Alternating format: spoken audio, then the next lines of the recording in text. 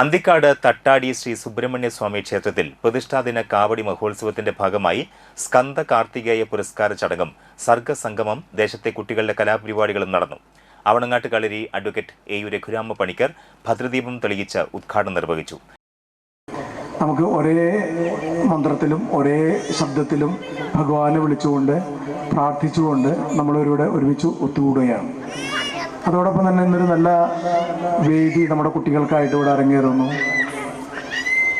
നമ്മുടെ കുട്ടികൾക്ക് നമ്മുടെ അച്ഛൻ്റെയും അമ്മയുടെയും വേണ്ടപ്പെട്ടവരുടെ എല്ലാം മുന്നിൽ വെച്ചുകൊണ്ട് തന്നെ അവരുടെ കലാ മികവുകൾ കാണിക്കുവാനും അവർക്ക് ഇനിയുള്ള ഇതിനെ തുടർന്നും ഇനിയുള്ള പടികൾ കയറി മുകളിലേക്ക് പോകുവാനുള്ള ഒരു വേദി.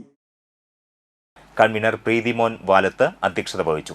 ചടങ്ങിൽ Karunya welfare and charitable society secretary Sreemurukan Anthikkad, serial cinema നടൻ സജിൻ ചെറുകയിൽ എന്നിവരെ സ്കന്ദ കാർത്തികേയ പുരസ്കാരം നൽകി ആദരിച്ചു.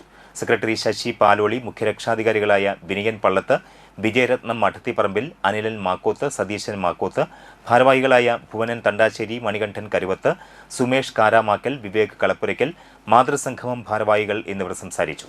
തുടർന്ന് സർഗസംഗമം എന്ന പേരിൽ ദേശത്തെ കുട്ടികളുടെ കലാപരിപാടികളും അരങ്ങേറി. പ്രതിഷ്ഠാ ദിനമായ ശനിയാഴ്ച രാവിലെ 9:30 പാൽക്കുടം എഴുന്നള്ളിപ്പ്, കാവടി വരവ്, ഭഗവാന് പ്രത്യേക അഭിഷേകം, വിശേഷാൽ പൂജകൾ എന്നിവ നടക്കും. തുടർന്ന് ഉച്ചയ്ക്ക് അന്നദാനം ഉണ്ടായിരിക്കും. രാത്രി തട്ടാടി യുവജന സംഘം, SMC ഐക്യനഗർ, ഭഗവത് എന്നീ സംഘങ്ങളുടെ നേതൃത്വത്തിൽ കാവടി ഘോഷയാത്ര നടക്കും.